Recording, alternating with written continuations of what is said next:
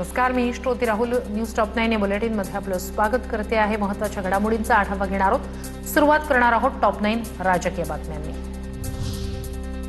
राष्ट्रवादीच्या बैठकीत भुजबळ आणि तटकरेंमध्ये जुंपली सूत्रांची माहिती. अजित पवारांच्या निधनानंतर पक्ष वाढवत असताना आम्ही टीकेचे धनिका सुनील तटकरेंकडून बैठकीत सवाल उपस्थित, तर भुजबळांचा तटकरेंवर आक्षेप. राष्ट्रवादीत नाराजीचा सूर कायम. मुंबईत असूनही प्रफुल्ल पटेल बैठकीला गैरहजर राहिल्यानं चर्चांना उधाण, तर गैरहजेरी मागे काही कारण असेल, भुजबळांची सूचक प्रतिक्रिया. राष्ट्रवादीच्या बैठकीत सुनेत्रा पवार यांच्याकडून अर्थ खात्यावरून खंत व्यक्त. वारंवार मागणी करूनही भाजप अर्थ खातं देत नसल्यानं सुनेत्रा पवार यांची नाराजी, सूत्रांची माहिती. पक्षाची बदनामी करणाऱ्यांना सडेतोड उत्तर द्या. राष्ट्रवादीच्या बैठकीत सुनेत्रा पवार यांच्या वरिष्ठ नेत्यांना सूचना, सूत्रांची माहिती. पक्षाची बदनामी थांबवण्यासाठी वरिष्ठ नेत्यांनी ठामपणे भूमिका मांडावी, अशा सूचना दिल्याची माहिती. प्राजक्त तनपुरे यांचा भाजप प्रवेश निश्चित. 30 मे रोजी भाजप प्रवेश होणार. तनपुरेंना अहिल्यानगरच्या जागेवरून उमेदवारी जाहीर होणार असल्याची विश्वसनीय सूत्रांची माहिती. राहुरी पोटनिवडणुकीवेळी अक्षय कर्डिले यांच्या उमेदवारीसाठी तनपुरे यांनी घेतली होती माघार. महायुतीत जागा वाटपावरून जोरदार हालचाली सुरू. भाजप 11, शिवसेना 4 आणि राष्ट्रवादी काँग्रेस 2 जागांवर लढण्याची चर्चा, सूत्रांची माहिती. रायगड, रत्नागिरी, सिंधुदुर्गची जागा राष्ट्रवादीला देण्याची शक्यता. भरत गोगावलेंचा रायगड जिल्हा पालकमंत्री पदाचा मार्ग मोकळा, सूत्रांची माहिती. कोकण विधान परिषद जागेबाबत शिवसेना आणि एनसीपीमध्ये तोडगा निघाल्याची माहिती. कोकण विधान परिषदेची जागा अनिकेत तटकरे यांना सोडण्याच्या बदल्यात गोगावलेंना पालकमंत्रीपदाची जबाबदारी दिली जाण्याची शक्यता, सूत्रांची माहिती.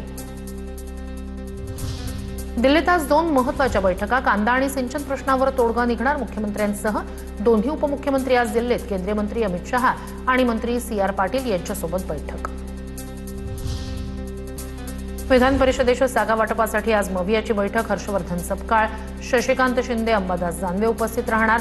बैठकीत जागा वाटपाबाबत प्राथमिक चर्चा केली जाणार, सूत्रांची माहिती.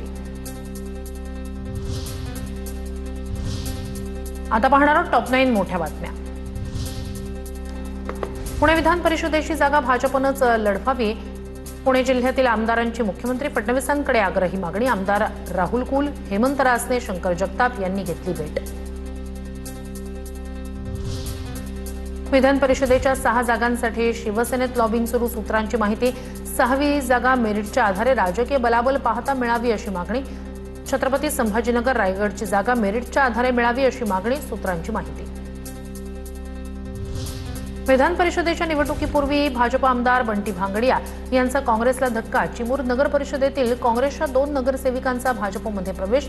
विधान परिषदेच्या निवडणुकीपूर्वी विजय वडेट्टीवार यांना मोठा धक्का.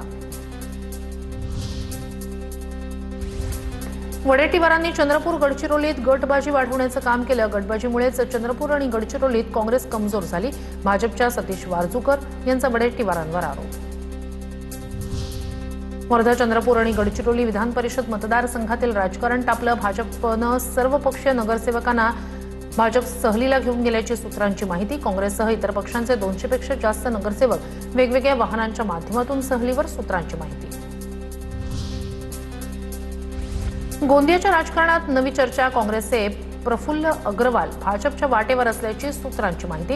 विधान परिषदेसाठी प्रफुल्ल अग्रवाल यांनी भाजपकडे तिकिटाची मागणी केल्याची चर्चा, सूत्रांची माहिती. पुण्यात काँग्रेसमधील अंतर्गत संघर्ष चव्हाट्यावर आल्यानंतर पक्षाकडून आता कारवाई केली जाणार. काँग्रेस नेते सतेज पाटील यांचं नाव न घेता बॅनर लावत उघड नाराजी व्यक्त करण्यात आली होती. शहर कमिटीच्या वतीनं गुन्हा दाखल करण्याची करणार मागणी. कर्नाटकला लवकरच नवीन मुख्यमंत्री मिळणार असल्याची चर्चा. उपमुख्यमंत्री DK शिवकुमार यांचा मुख्यमंत्रीपदासाठी हायकमांडकडून विचार, सूत्रांची माहिती. 1 जूनपासून मध्य रेल्वेच्या विविध स्थानकांवरील स्टॉल्सवर मिळणारे खाद्यपदार्थ महागणार. नव्या दरानुसार वडापाव थेट 13 रुपयांवरून 20 रुपयांना मिळणार, तर समोसाही 12 रुपयांवरून आता 20 रुपयांना मिळणार.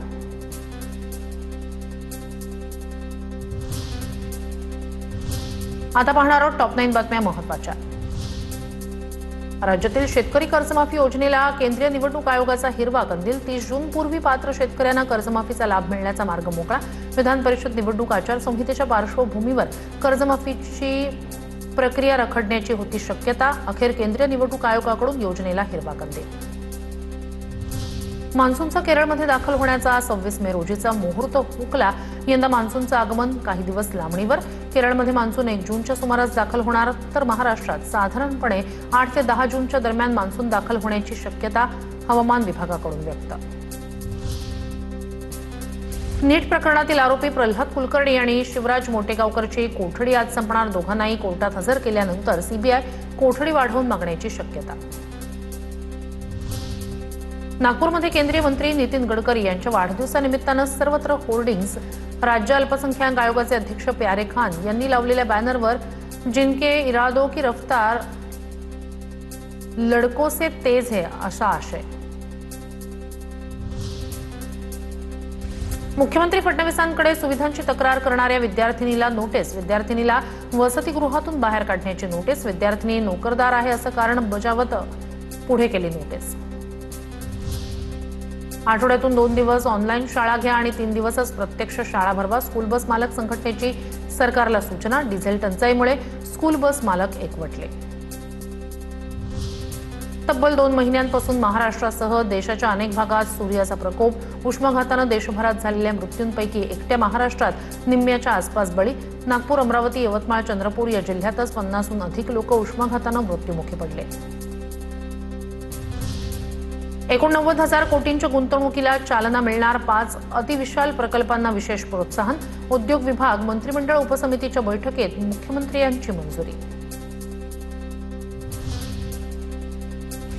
आधार सेवा देणारं एम-आधार ॲप लवकरच बंद होणार. त्याऐवजी UIDAI कडून आधार सेवा अधिक सुरक्षित, जलद आणि अत्याधुनिक फीचर्स असलेलं नवीन आधार ॲप सुरू राहणार.